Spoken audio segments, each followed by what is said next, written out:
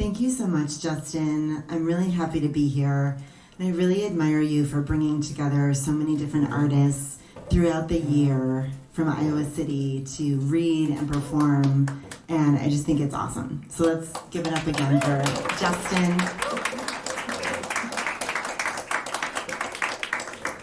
And Deb, those songs were so beautiful. My friend sitting next to me kept groaning. In a good way. We were just really feeling it in our torso. So thank you.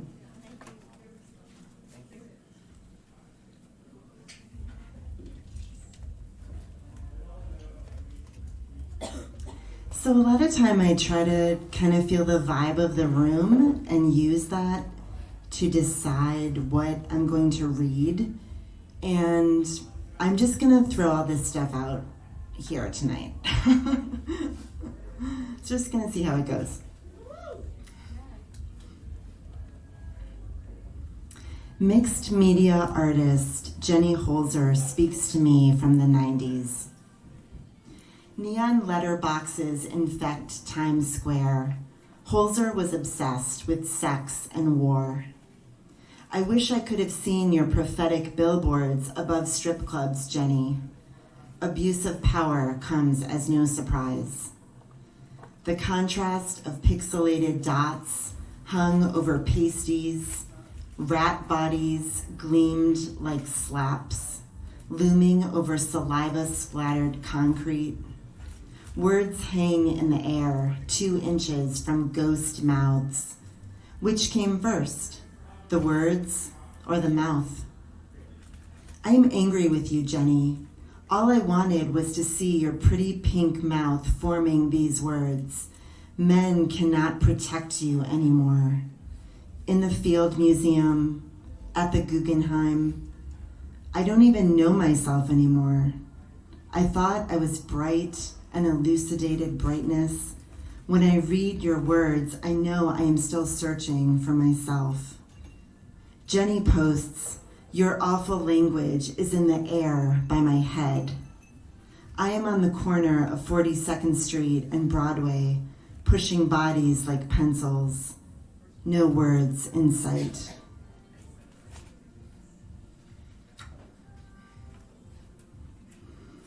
Lustmord. Jenny says all wars start as a secret.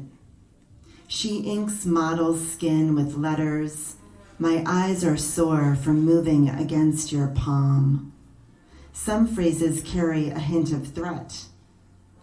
Of women, she makes me want to slam the book shut, take a shower, get a haircut. Self-awareness can be crippling. The information age blew our brains open to stay. Terrorists stream live video, machete all the words. In the desert, it takes longer to find a dictionary, longer still to locate synapse centers, hold it in your throat, swish it around. War is a purification rite. There are no emoticons in dictatorships, Jenny. Pandas eating jelly beans, cherry cola bottle, a kitty holding a heart to ease all that genocide. The air turns smelly. A dead rat trapped under the fridge word, a rotten chicken breast word, a dog rolling in its own vomit word. You are trapped in these words, so you will explode. Okay, one more Jenny Holzer poem. Jenny gives me orders. Remember to react. Protect me from what I want. Claim unauthorized space. Instructions fill trees with fruit. I gladly photosynthesize, lift my soft palate but find it cumbersome. Freedom to spread lips together, teeth apart, so we choke on our own preferred travel advertisements. The blue light special extinct along with print. What is easy evolution? Take a perception vacation. Our tongues cannot move as fast as hummingbird wings. We relinquish space between the dark age, the IMAX age, the Twitter feeds. Drones deliver a soft look. I couldn't buy a soft look if it hit me with a frying pan.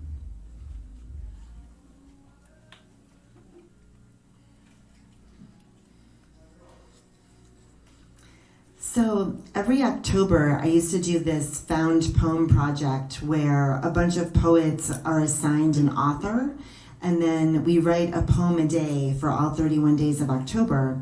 And I was overjoyed when I got Salems Lot by Stephen King. So this is a found poem from pages 65 to 91. Naming names. Daddy's pet, fucking Christ sakes. Slewfoot conglomerates banging each other. Brock Road, puddle son of a bitch. Mongrel Palmer, light the east. King's ransom diamonds, little chum to pull. Weasel Craig, wept. Chesterfield dragged little pink wires. McDougal's, the fires, the rats. Goodyear, shut up, shut up, shut up. Formica, gimpy leg. Briggs and Stanton, oh God. Dells, your shoulder. Parkins, Gillespie. Jointner Avenue, before their very eyes. Eva Miller, thermal. Ruthie Crockett, a good kill. Mark Petrie, brawl. Richie Bodden, sweat out of grip. George Midler, chicken liver. Dud Rogers, cocked.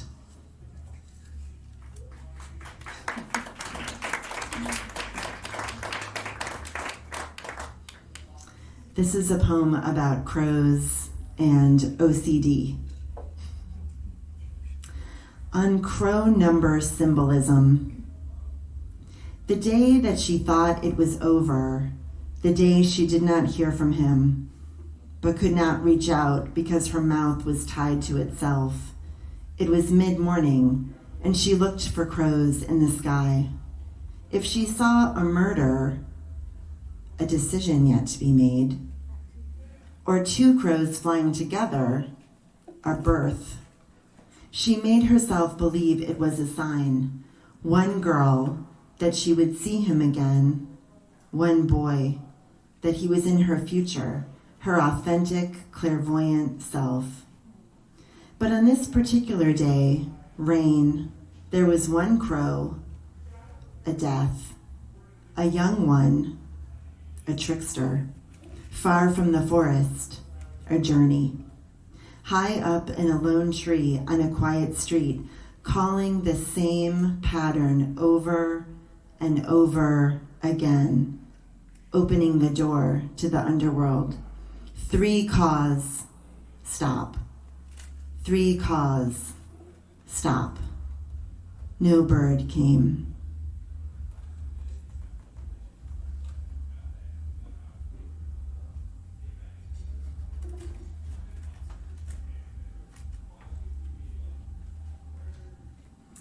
So I have this poetry chapbook. It's called She Came Out From Under the Bed. And these are all poems inspired by the films of Guillermo del Toro. Because I started to notice this theme in his movies, that there's always a malevolent female force that was usually wronged in some way. She was murdered, or she was sick, or her children were murdered. And she is fucking out for revenge, and she is sick of it. So this poem, my editor wanted to call it Give Up the Sod, Jennifer. She came out from under the bed and summoned the pines, the elm, the oak, and that night they came inside. I should have known she would do this when I saw the little splinters protruding from her neck and hands, how they were already a part of her. The splinters invaded my heels, and like words, I could not retract them. The trees in the forest lay down, dragged themselves inside through the front door. Give up the sod, Jennifer, they hissed. Their pine needles sprayed the foyer. I seeped untold stories and sap.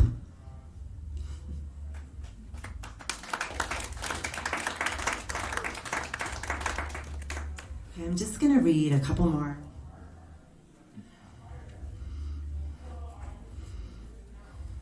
This is called Cutaneous. This is from the first chapbook I ever wrote called Clothes Horse, where each poem is kind of inspired by an item of clothing.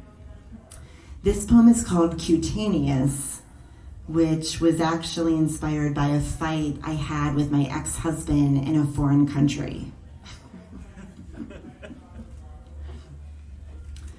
Unmade on the bed, 6,000 miles away from where it happened. The burgundy tree inked over my right shoulder, faded, but still able to bark. I have this structure, this thing pin-pricked into my back when I was halfway around the world with you. And I said, watch me on the slab. Here I cured my skin, locked eyes with the velvet American pop bands from the 1960s on the walls. I succumbed to Japanese game show glitter. I recited the alphabet 100 times to ignore the pain. The only song I could think of while this tiny needle from above jettisoned my largest organ. Kyoto traffic on fire below me. My skin, once a whiteboard for your silent treatment, pricked clean. Color spread immunity. I fell into a waterbed of jellyfish. Explosive language surround sounds me. Guttural tongue stingers, Vaseline goo baths. Then a searing Zen epidermis landscape. And so it begins. The idea that we think we know what forever means.